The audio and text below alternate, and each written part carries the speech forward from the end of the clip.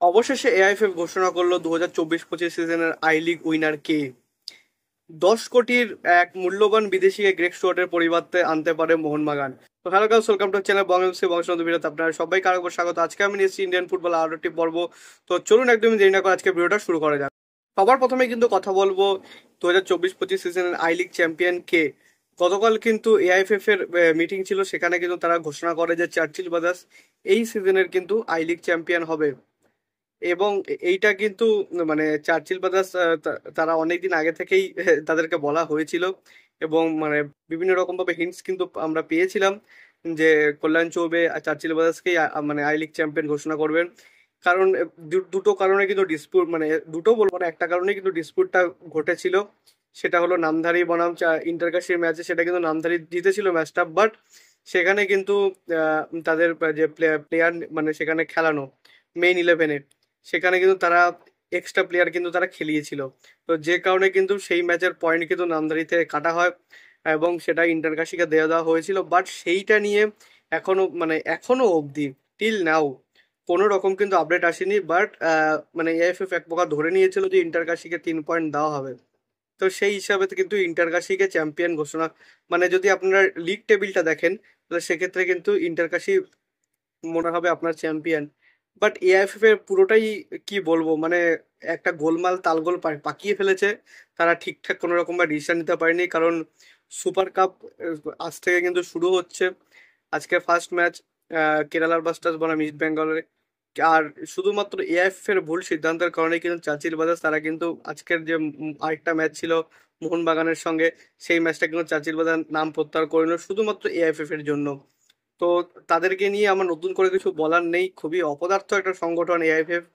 আর যদি আসি এবার ইন্টারকাশির কথায়, তো ইন্টারকাশি কিন্তু সিএসএ কিন্তু অ্যাপিল করবে এইটা নিয়ে। এবং সেখানেও কিন্তু আরেক দফা কিন্তু বিচার বিচার পর্ব আমরা দেখতে পারবো। মানে মোট মোট কথা আমরা এই গোটা ফুটবল সিজনটা জুড়ে শুধুমাত্র কোর্টরুম ড্রামাই আমরা দেখে গেলাম। সবার প্রথমে কিন্তু আনোয়ার আলী বিতর্ক, তারপর কিন্তু এআইএফএফ এর এই আই লিগ চ্যাম্পিয়ন মানে কে হবে সেইটা নিয়ে বিতর্ক। মানে গোটা সিজনটা কিন্তু এই করেই কেটে গেল। তবে তবে একটা টিমকে আমরা কনগ্রাচুলেশন জানাতেই পারি, সেটা হলো ডায়মন্ড হারবার এফসি। তারা কিন্তু এই সিজনের জন্য আই লিগ 2 চ্যাম্পিয়ন হয়ে গেছে এবং তারা কিন্তু নেক্সট সিজনে আই লিগে খেলবে। তো আশা করব নেক্সট সিজনে তারা যেন মানে বাংলার দল চতুর্থ দল হিসেবে আইএসএল এ তারা কোয়ালিফাই করতে পারে। গ্রেগ স্টুয়ার্টের পরিবর্তে 10 কোটির মার্কি বিদেশি খেলোয়াড়কে কিন্তু নিতে পারে মোহনবাগান। তো কে এই বিদেশি? এই বিদেশি হচ্ছে ব্রাজিলিয়ান অ্যাটাকিং মিডফিল্ডার 30 বছর বয়সী লুকাস খ্রিসপিম। বর্তমানে তিনি কিন্তু থাই লিগে বুরিরাম ইউনাইটেডের সঙ্গে যুক্ত আছেন। তার গোটা কেরিয়ারটা কিন্তু কেটেছে ব্রাজিলিয়ান লিগে, সেখান থেকে কিন্তু বর্তমানে তাকে থাই লিগে আনা হয়েছে। গ্রেগ স্টুয়ার্টের কিন্তু 35 বছর বয়স।